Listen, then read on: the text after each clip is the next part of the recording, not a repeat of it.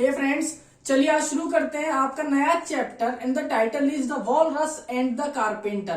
तो अगर चैप्टर की बात करते हैं तो सबसे पहले कुछ बेसिक चीजें जो बहुत जरूरी है हमारे लिए जानना, and one of them is कि ये जो चैप्टर है the walrus and the carpenter, ये बेसिकली कोई चैप्टर नहीं है। ये एक नॉवेल थी जिसको लिखा था लुइस कैरल एंड 1872 में इस नॉवेल को पब्लिश किया गया and the name of the novel was through the looking glass and what Alice found. मतलब एक गिलास से, एक कांच के शीशे से झांक कर देखा और अलाइस को क्या मिला। तो इस कैरेक्टर में, ये जो नॉवेल इन्होंने लिखी थी लुइस कैरल ने, उस नॉवेल के जो मेन कैरेक्टर थे वो थे अलाइस। अब होता यह है कि इस नॉवेल में या इस चैप्टर में ऐसा क्या था जो अलाइस को मिला। तो अलाइस को एक रैबिट मिलता है। अलाइस एक रैबिट को ढूंढते हैं, उनको रैबिट मिलता है लेकिन वो रैबिट गायब हो जाता है। लेकिन जब अलाइस, ये जो कैरेक्टर था इनके नॉवेल का, ये अलाइस घूम रहा होता है उस रैबिट को ढूंढने के लिए, तो इनको दो नए कैरेक्टर मिलते हैं and their name was Tweedledee and Tweedledum. ये आपके चैप्टर में मेंशन नहीं है। ये जो दो कैरेक्टर है ये दोनों ट्विन ब्रदर्स होते हैं।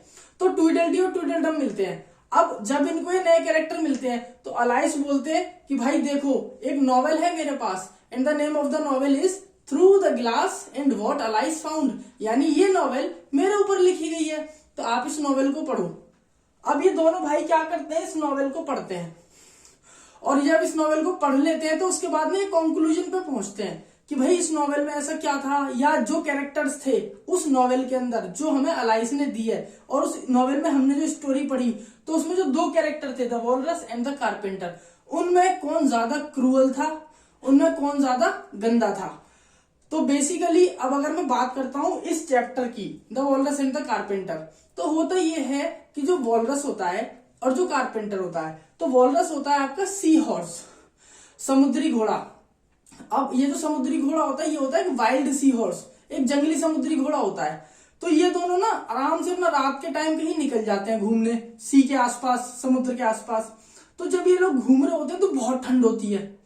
फिर थोड़ी देर बाद क्या होता है, चलते रहते हैं, जैसे तैसे रात निकाल लेते हैं, सुबह होती है तो बहुत गर्मी हो जाती है। तो ये लोग क्या कहते हैं, यार ना तो कुछ खाने को मिल रहा, ना ही कुछ पीने को मिल रहा, even there is no bird, एक चिड़िया तक नहीं दिख रही। वो दिखे तो हम उसको खा लेते हैं, अपना पेट भर लेंगे। तो अल्टीमेटली ये दोनों बात करते हैं बैड वेदर की। फिर सूरज को कोसते हैं, फिर चंदा को कोसते हैं कि बताओ रात हो जाती है तो चंदा मामा आ जाते हैं, मून आ जाता है और वो हमको परेशान करता है, और दिन में सूरज गर्मी करता है। मतलब मौसम कहीं भी मॉडरेट नहीं है, मौसम कहीं भी ना ठीक ठाक नहीं है। अब जब ये चलते रहते हैं ना तो इनको मॉलस्क मिलते हैं। आपके लिए बहुत जरूरी है वर्ड जानना, मॉलस्क। तो मॉलस्क जो होता है बेसिकली, यहाँ मैंने मेंशन भी किया, मॉलस्क होते हैं आपके जो आपकी किंगडम होती है, आपने बायोलॉजी में पढ़ा होगा एनिमेलिया किंगडम, ये एनिमेलिया किंगडम की तरह होते हैं। तो इसमें जैसे आपने देखा होगा शंख की तरह जिनकी शेप होती है, तो ये उस तरीके के कीड़े मकोड़े होते हैं, जानवर होते हैं। तो वॉलरस के मुंह में पानी आ जाता है उनको देख के, वॉलरस कहता मैं तो खा जाऊंगा सब। लेकिन जब उन मोलस्क के पास जाते हैं तो उस मोलस्क की ना एक स्पीशी होती है जिसका नाम होता है ऑयस्टर, OYSTER। ये वहां जाते हैं और कहते हैं हे ऑयस्टर चलो हमारे साथ, हम तुम्हें अच्छी सैर कराएंगे।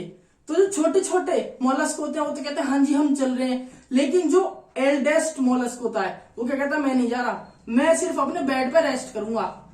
वो इसीलिए नहीं जाता क्योंकि उसको पता होता है कि जो वॉलरस और ये कारपेंटर है ना, ये दोनों मिलकर इनको खा जाएंगे, वो इसीलिए मना कर देता है। कुछ दूर बाद ये जो दोनों होते हैं ना, कारपेंटर और वॉलरस, ये इनको कहते हैं हम तुम्हें समुद्र के किनारे घुमाएंगे, हम तुम्हें खाने को देंगे।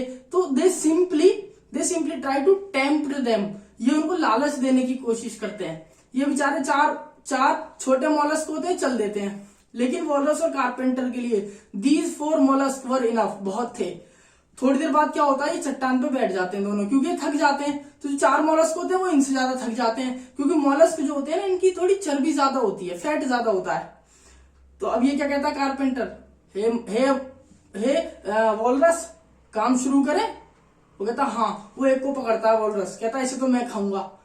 अब जो मॉलस्क वो चिल्लाता है अरे मुझे मत खाओ, मैं बहुत मोटा हूं, मुझे मत खाओ, तुम मुझे खाओगे तो तुम्हारे पेट में दर्द होगा। दूसरा मॉलस्क जो होता है भाग रहा होता है, कारपेंटर उसे पकड़ लेता है, कहता है इसे मैं खाऊंगा।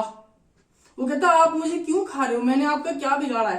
कहता आपने कुछ नहीं बिगाड़ा, लेकिन हम बिगाड़ेंगे, अब हम आपको खाएंगे। तो वो मॉलस्क रोते हैं, कहते हैं तुम्हारे जो है पेट में दर्द हो जाएगा, तुमको दिक्कत होगी, तुमने हमारे साथ अच्छा नहीं किया, यू हैव चीटेड अस, तुमने हमारे साथ धोखा किया, तुम्हारे साथ भी धोखा होगा। वो कहता है होने दो। इतना मॉलस्क क्या कहता है, अरे रे वो वाला मॉलस्क मुझे चाहिए, तुम आधा पीस दो। कारपेंटर उसको कट करता है और वॉलरस को दे देता है। जब अब चैप्टर हो जाता है खत्म।